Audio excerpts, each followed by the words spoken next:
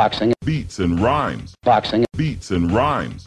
I don't think Teo scored a stoppage or even a knockdown at 140. He's talking about moving up to 147. The weight cut is giving him issues. Terence Crawford still has a couple of straps there, but he's at 154 August the 3rd against Madrimov, MSG. Mario Barrios is a good fight for Teo. Obviously, Jaron Ennis, Stanionis, he's still got a piece of something there with the WBA. And there's also Brian Norman, interim WBO champion. Well, if he wants to make an impact, the man to step to is Jaron Ennis. That'd be a big fight. I believe Jaron Ennis could possibly stop Teo though, but we'll see. We'll see how Jaron gets on against David Avanesian first. Could be a difficult fight. The easiest fight to make for Teo, title fight at 147, is Brian Norman. He's top rank as well. I could see a scenario where he doesn't beat none of the champions at 147. None of them. Clagget was handpicked. He was handpicked. And the question is, how is Teo's face looking like this after 12 rounds with this guy? It's not so much he's not getting the guy out of there. It's how his face is looking like that. See, what he said about the weight cut being hard was a bit of a backhanded excuse to why he looks like a mediocre fighter at 140. Josh Taylor performance aside, he looks mediocre. Boxing. Beats and rhymes. Boxing. Beats and rhymes. The 10,000 strong crowd in Phoenix booed loud and hard as Sonny Edwards took a 9th round technical decision over Adrian Curiel, former IBF light flyweight champion. Sonny, a former IBF flyweight champion. Both men coming off losses where they lost their belts last time out.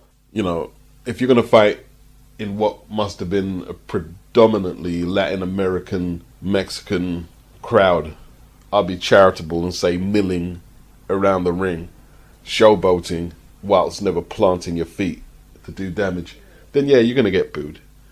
And it looked like a pretty bad cut on Sonny's right eye from the head clash. That's going to keep him sidelined for a little while. So this proposed Galal Yafai clash, that's going to have to wait. It's going to have to wait. I watched most of the fight yesterday, but it was putting me to sleep. So I watched the highlights again, because that's all I could stomach. And Sonny, not my cup of tea as a fighter, I'll be honest with you. I did enjoy the performance where he lost, but that probably speaks more for the quality of Bam Rodriguez than it does for Sonny. Sonny's a good fighter, but you know, every other fight I've seen apart from Sonny versus Bam, he stunk the place out. Let's keeping it real. Boxing. Beats and rhymes. Boxing. Beats and rhymes. Whilst Bam Rodriguez brought the house down, man. Estrada, as I thought, will exercise the rematch clause straight away, saying that there's adjustments he could make, or he will make. Didn't make no excuses. He said that Bam was a great fighter. They're talking about Bam being a pound-for-pound top 10er, maybe top 5. How good is he? Bam's 24, Estrada's 34. The year and near a half inactivity for Estrada was a recipe for disaster. And we've never seen one Estrada dominated in a boxing ring like that. Even if you took away the age difference and the inactivity, Bam would still be one of the best opponents that Estrada has faced. Needed a couple of tune-ups before taking this fight, but he was defending his belt and he put up a great scrap. He really did. But he was dominated. Some people are going to say, well, Estrada is aging and inactive. And here's the thing, that is true. But you're talking about a legendary fighter. So he might be all them things that you're saying he is.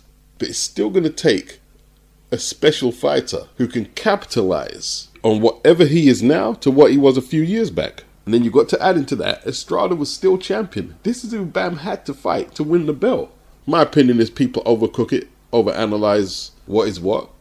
Estrada, even at his advancing age, he's not going to find many super flyweights who can deliver that right uppercut like how Bam delivered it. It was beautifully delivered. The one in the third that rocked him to his boots. Beautiful punch. Then you got to look at the occasion. 10,000 screaming fans. A lot of them Mexican or from Mexican descent, screaming the place down. This is a big occasion.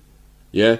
They said that El Capo, Chavez Sr., was banging the table, pumping his fists when this classic was in motion.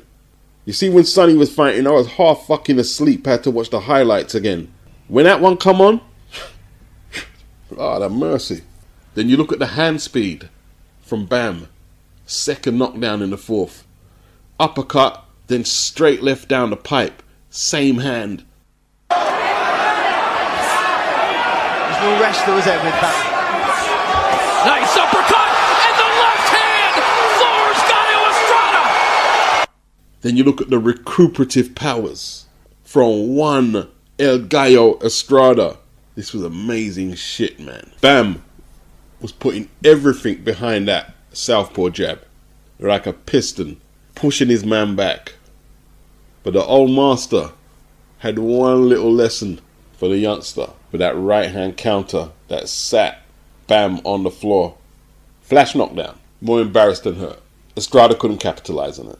There was nothing to capitalize on. The flash knockdown, it stalled the inevitable for a little while. There were some great exchanges. By this time, the crowd is delirious. Looks like Robert Garcia studied a little Mike Tyson. He's added it to his training repertoire. That step to the side move that Bam and Virgil Ortiz does. It's a very good move. Very nice. I mean, and Bam can do it either side, to the left or the right. Very nice. Now we get the Mexicano inside fighting exhibition. It is beautiful stuff, beautiful stuff. And Bam, that left to the body that ended it. Estrada, undaunted by what happened. I want the rematch. I can make adjustments. Just a fighter's mentality all the way. Eddie Hearn wants to make Bam versus Chocolatito. And in all truth, as good as that fight was last night, I'd rather see a new opponent. But if one has the rematch clause in his contract, he deserves it. I can't figure what the adjustments he can make to beat Bam at this stage, though. It was brilliant. Despite his age, despite the inactivity, brilliant matchup. The fight in the ring delivered, and you wasn't charged one bit of pay-per-view to view it. Hopefully they can come to some type of deal, because Chocolatito versus Bam will be an even better fight than what we saw yesterday. Chocolatito, he's been out the same time as Estrada. Both of them haven't fought since they last fought each other. And Chocolatito's 37. But if that's going to happen, that fight, it needs to happen ASAP. Boxing. Beats and rhymes. Boxing. Beats and rhymes. With Eddie Hearn and Frank Smith both spreading themselves a little thin, stamping passports at an ever-increasing rate, they've had to improvise a little, you know. The domestic scene always needs to be attended to. The prospects need to be attended to. So they've improvised a little, is what I've seen here. Jimmy SAINS, the middleweight prospect, he moved to 5-0 with a third-round TKO over Remy Scholler from France. The overhand right sorted it out. And George LIDDARD, another Matchroom prospect, he won on the card also. They had a silly young lady on there who calls herself Lily Winch. I don't believe that's her birth name. And, you know, if you're playing around with names, you need to be a bit more considerate and thoughtful. Grow up a little. But yeah, Jimmy SAINS and George LIDDARD are Matchroom prospects, but they were fighting on a top-tier promotion. John Clark is the promoter in Brentwood, Essex. So you see Jimmy SAINS out there with John Ryder and Tony Sims from the Matchroom gym. And this is the improvisation they're having to make to keep their fighters busy. They can't rely on Matchroom cards right now because there's too much happening elsewhere. And they've got SAINS penciled in for the 7th of July on the undercard of Alan Babbage, Johnny Fisher.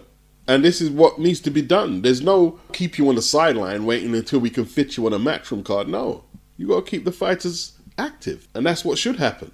You got to big up Charlie Parsons in the Stomping Ground for airing it live on YouTube. Good quality production, actually, and good commentary. Good stuff. Relax and take notes. Boxing. Beats and rhymes. Boxing. Beats and rhymes. Everybody's throwing the burden of selling the last PBC pay-per-view on Tank Davis. But what about David Benavidez? This is supposed to be the Mexican monster. You're telling me that between Tank and David, they couldn't do more than 200,000 pay-per-views? And then David Benavidez fights one fight against an aging former champion doesn't look good, and then he walks away with his tail between his legs saying he's going back down to 168. So hold on, there's some of you almost on the point of wanting to crucify Canelo for not fighting David Benavidez, but yet you have no commentary for this man who, at least if we're dealing with his age, how old is he? He's not 30 yet, in his prime years, is too scared to fight David Morrell at 175 or the winner of Bivol, Beterbiev. Aging fighters, but this is the Monsta. Well, now it becomes unbalanced. You're saying that this is the most dangerous challenger to Canelo. This guy can't even take a significant fight. He won an eliminator against Vodzik, and he's running back to 168. Surely he moved up because he couldn't make that weight safely anymore. But he'd rather squeeze back into his childhood clothes rather than face the wrath of fighting some real 175 pounders. I've never took most of the people who scream down Canelo for not fighting Benavidez, and I believe Canelo could have fought Benavidez, and it would have been a good fight. And I think he has acted like a bitch. But the truth is, most of you people who talk about it, you have no balance. There's no balance there at all. And that's been the issue all the way through. It seems almost like you ignore all of David Benavidez's flaws so you can maintain this argument of what a credible challenger he is to Canelo. No, he can still be a credible challenger, but you can point out the bullshit that David Benavidez is doing. This is nonsense, moving back down to 168. The most ridiculous thing I've heard this year. Go fight David Morrell and wait for an opportunity to open up to fight Bivol or Beterbiev. I don't want to sound like I'm supporting the Saudi Arabian businessmen and the Europeans like Eddie and Frank, the promoters, for creaming this 21st of December event for all they can. But Anthony Joshua doesn't come cheap. The Wembley Stadium hire doesn't come cheap. The undercard, which consists of world title fights and highly ranked contenders, doesn't come cheap. But on this occasion, I'm struggling to find an argument against what they're doing, and here's why. There hasn't been a big boxing event in the UK for a long time. So some of the fans who have the disposable income are buying up the tickets. Some may go on a secondary market, but what can you do? It's not just boxing that has that issue. There's nothing you can do about that. Well, maybe there is, but it comes with the territory, doesn't it? But yeah, there hasn't been a big boxing event in the capital city for a long time. And the UK has been used to having them stadium fights. And when you starve them for a period of time, and then you've got this fight here, which has the chemistry.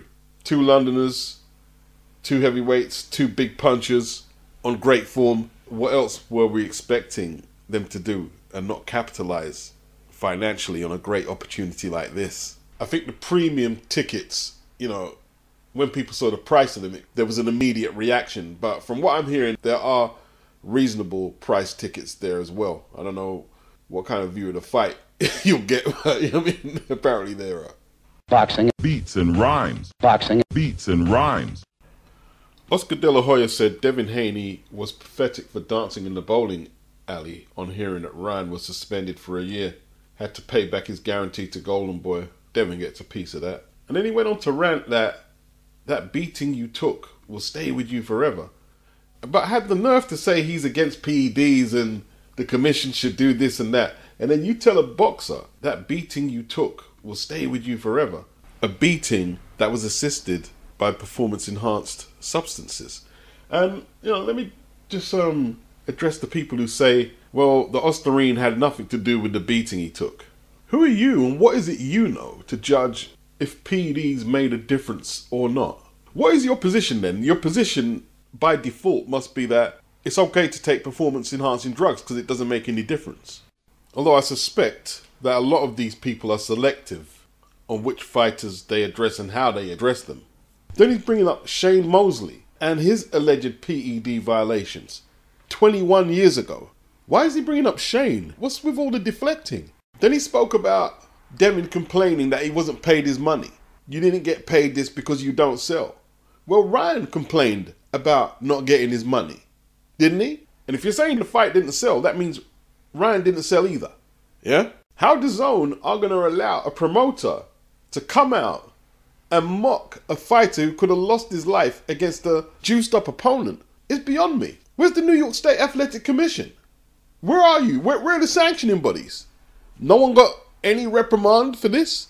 This is acceptable conduct for a promoter in the sport. That man is out of control. He's a walking time bomb. I know why he's pissed. It's obvious why he's pissed. You know, his three main fighters, Virgil Ortiz, is in the sick bay more than he is in the ring.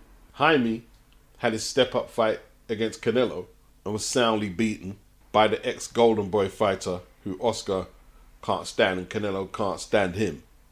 That must have had Oscar in all sorts of depression.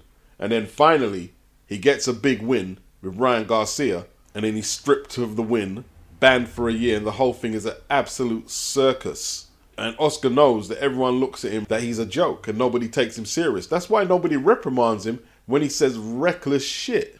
I tell you what, I don't like to put bad words on people, like they say in Jamaica.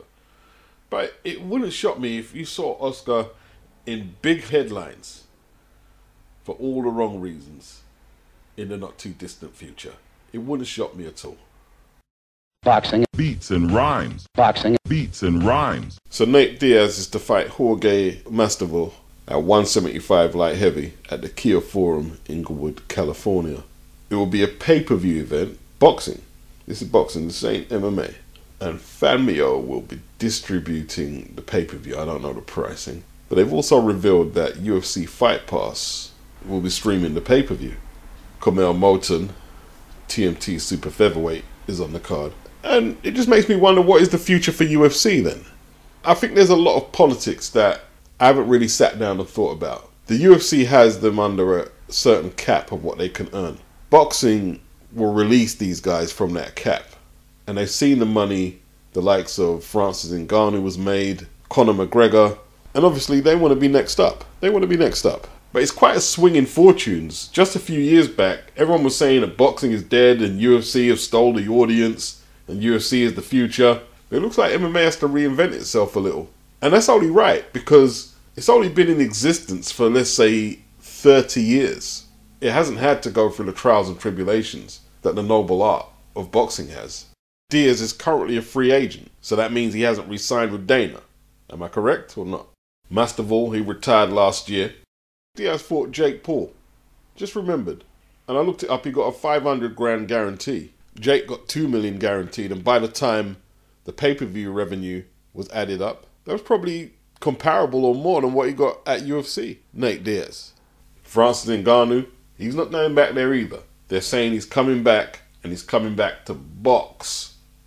Dana's worst nightmare manifested in 2023 when Francis Ngannou landed that left hook on Tyson Fury's jaw and put him on the canvas. And then Francis took him to a split decision and narrowly lost against the at the time current WBC champion.